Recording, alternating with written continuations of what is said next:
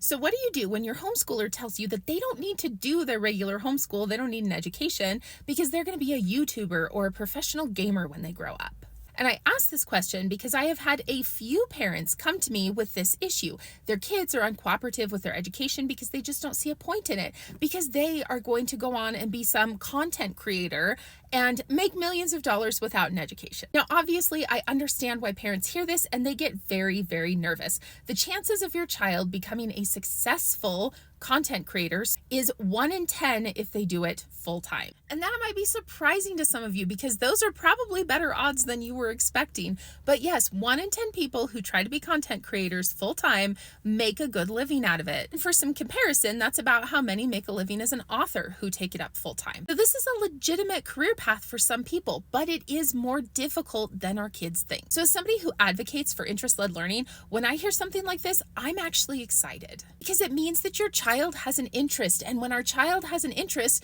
it means that we can work with them, we can get excited with them, and we can tailor their education to their future goals. And we have to remember, interest-led learning is not only valid if our kids are interested in things that we think they should be interested in or that we think will be a good profession or career for them. All interests can lead to learning on a wide variety of subjects. When my daughter came to me and said she was thinking about being a nurse, it was super exciting. We went through and we looked up what the average nurse makes, what kind of education they need, what kind of specialties make the most money, and we started putting together a curriculum that would lead her down the road so that she'd have the skills and the aptitudes and the education she'd need to be a nurse. Makes sense. That's a pretty normal career path. But I was just as excited when she told me that she wanted to be a professional tattoo artist. Is that a career path I would choose? It's not. But she would still need specific skills and aptitudes and education to be successful in that business.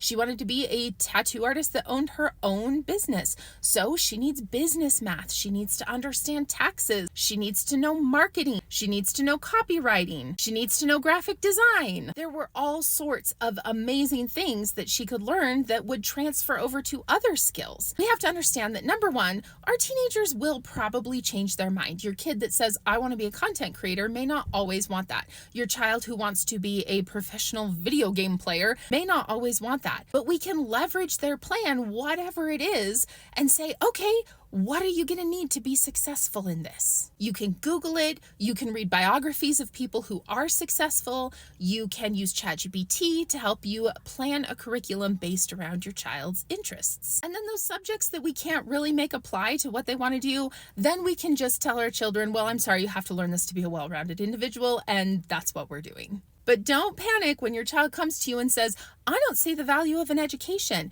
Get excited, find out what they want, and then help them find the value. Not from a manipulative place, from a place of really wanting your child to have the skills and the abilities and the education to go out and do whatever they want to do in this world.